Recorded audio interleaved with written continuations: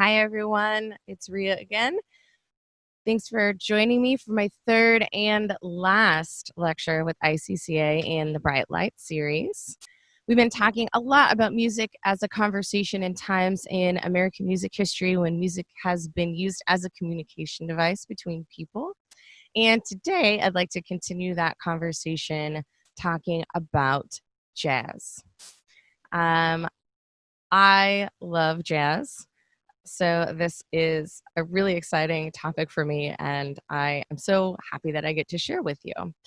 So I want to start by talking about jazz, which is sort of the all-American music, right? It's music that was created here by Americans. So it has a very special place in American culture. And I want to talk about sort of some of its roots and beginnings right around 1900 or so. So there's a lot of depth and history for jazz in New Orleans. There are other places in the South, particularly where there is some movement toward something like jazz, but New Orleans definitely is a hot spot for this music. And we have to consider that New Orleans, Louisiana, actually, was a territory that was not initially British. We see the French and the Spanish in New Orleans for quite some time prior to it becoming a part of the U.S. So there's this kind of different culture growing in the Louisiana territory and in that area. We have a lot more cultural blending happening there. So I think that that really helps set us up for the acceptance of some new kind of creative, in some people's opinion, crazy music to happen and art. So in around the early 1900s in New Orleans, we see that we have a lot of different musical culture coming together. New Orleans has by this time had an opera house for quite some time. They have a really, really strong connection to a marching band, sort of a brass band sort of musical tradition that still lives on today. And if you haven't experienced that, you should definitely check that out. But we also see that we have a lot more education happening musically for everyone, right? So there are more Black musicians getting more formal musical education than in other places.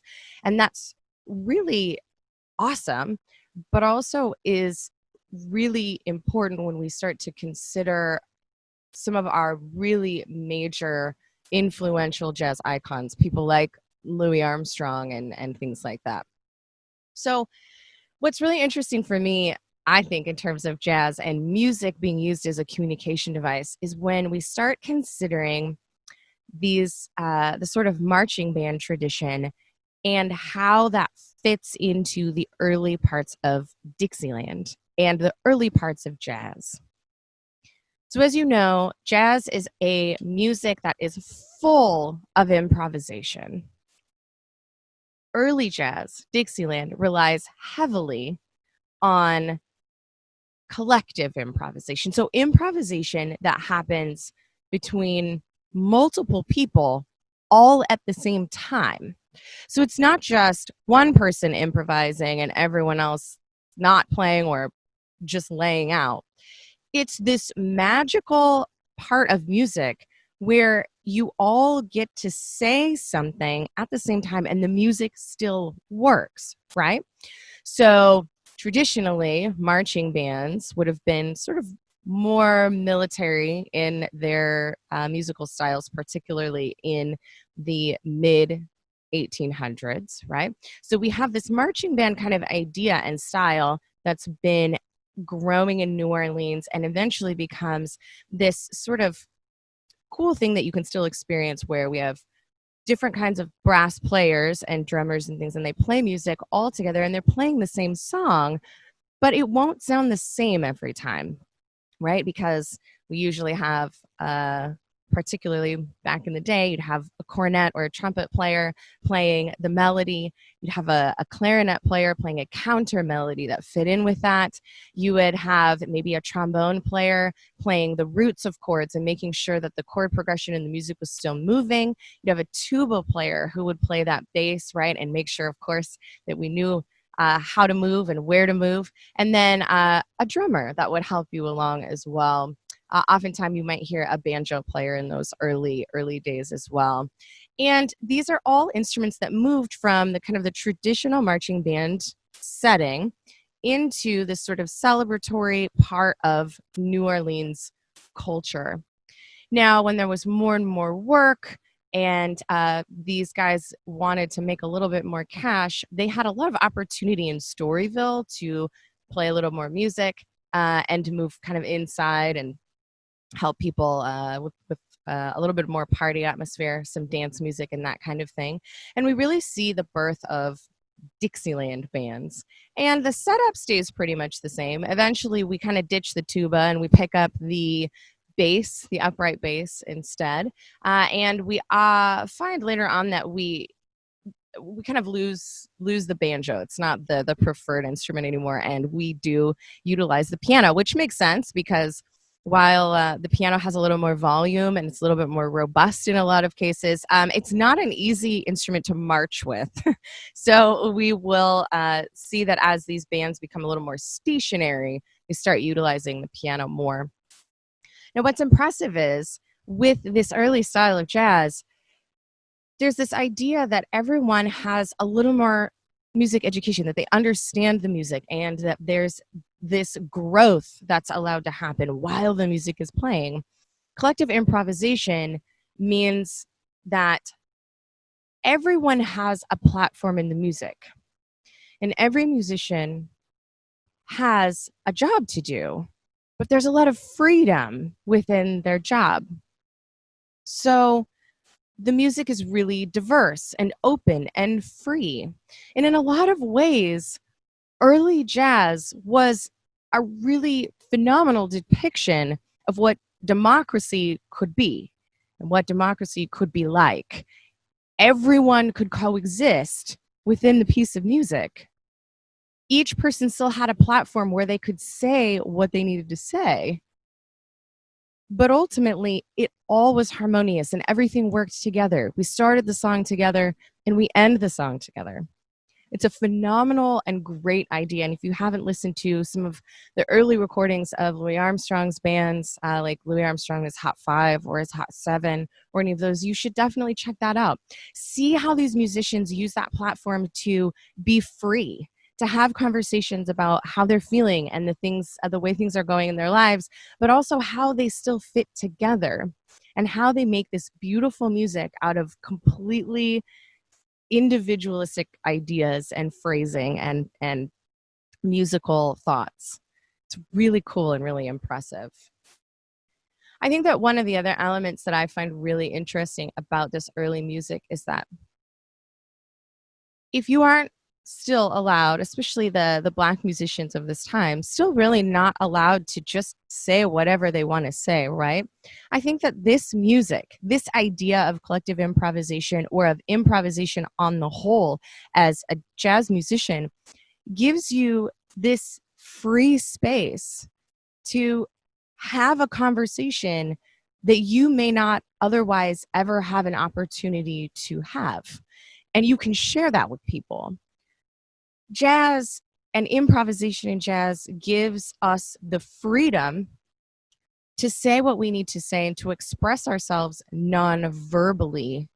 And music has that beautiful way of connecting people and making people understand and be empathetic in a way that language can't, right? So I think in its beginnings, particularly, this music was very powerful for these musicians. This was their opportunity to have their say.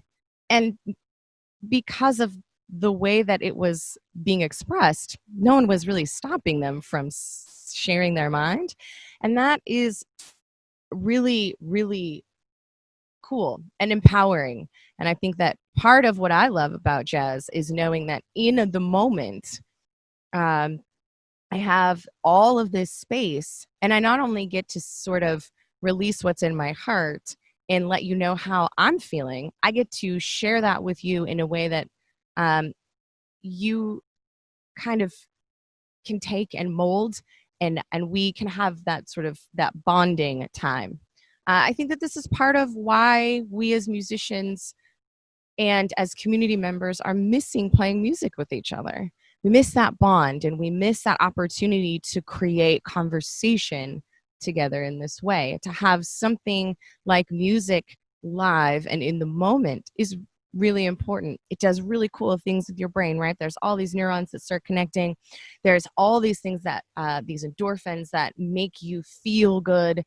And it's also this opportunity to release anxiety, fear, stress, express happiness and gratitude, and to talk about the things that have been happening in the day, to let go of some frustration, just like the blues is a great conversation for letting go of something, right? To find some kind of solace and comfort in adversity. And I think that jazz is just sort of an extension of that.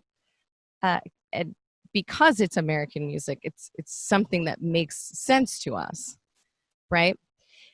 Jazz continues to do this throughout history. We see that in the bop era, particularly. You find that the music gets fast, it's furious, it's loud, it's intense, right? The amount of incredible talent and prowess that the Black musicians and artists who really start the bop movement. And if you are uncertain of why that movement began, or what the details are, or who even some great bop artists are, you should absolutely look that up. It's a phenomenal history. But I think what I would like to touch on is the incredible power that that music had to release a movement for Black Americans. Bop music was about a revolution, right? About taking back a music that was being usurped, and to sort of give these angry, frustrated human beings an opportunity to say something, right? To release that. And then when that happened, they found other people who agreed, and other musicians who wanted to play in that style, and people who wanted to hear it and who identified with it. And that's amazing. It's so powerful and so cool. So, jazz, particularly improvisation in jazz, I think is a way that we continue as a culture to use music as a way to communicate non-verbally, to express our feelings. We use that as our soapbox or as our platform to talk about what's going on around us, to express how we're feeling, how our hearts are doing. I feel like that extends its way into hip hop and into rap, of course. Jazz and the blues, as we all know, in addition to spirituals, gospel music, and even those field hollers that we started out this series talking about, all feed into music that you absolutely love. R&B, soul music, funk, rap, neo soul. All of these phenomenal kinds of music come out of these core musical elements, and the power that music has to be conversation. I think that this is a really phenomenal moment to hold on to that, and to recognize that music has this incredible power to heal your heart, to help you express yourself, let go of things, and to just find a little bit of peace and freedom, right? So as we continue through this lecture series, I hope that you find more of that. There's more lectures coming up by different folks, and I can't wait to watch them. And I hope that you take a little time to be an active listener, and to start maybe a little music practice yourself, and use this music that you have as a communication device, as a way to communicate, express yourself, and find peace and something that makes your heart happy, right? Until we can all be together again. I hope that some of these lectures have helped and that you've learned a few things as well. I want to thank ICCA so much for having me. I really appreciate it. If you have any questions or anything at all, please feel free to contact me. And I'll talk to you all soon. Thanks so much. Oh, of course, stop by in July and watch Vince and I will play a little jazz for you when we do our live stream, of course. Thanks, guys. Hello, I'm Rebecca Riker, Executive Director at Icicle Creek Center for the Arts. It's been a while since we were last together. I'm here on the stage of our beautiful Snowy Owl Theater to share some exciting news with you. It's been a bit dark and lonely here, and I miss seeing you as much as I imagine you miss coming here.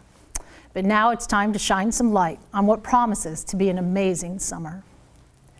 2020 is a milestone year. It's our 25th anniversary.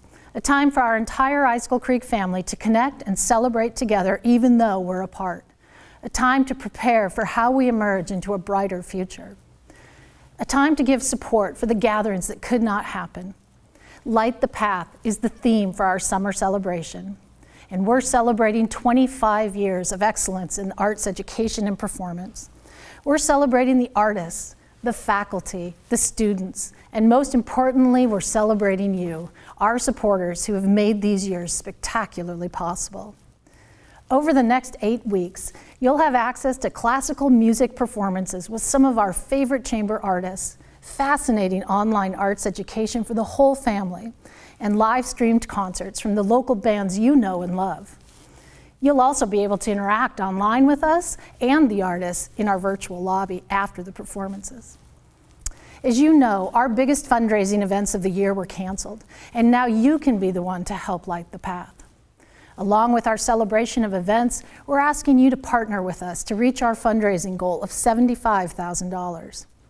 In the coming weeks, we'll have more exciting news to announce, but for now, click the button below and it'll take you to our site, which has everything you need to know. Thank you. Be well and be safe. I can't wait to see you on screen and eventually right back here on the campus at Icicle Creek Center for the Arts.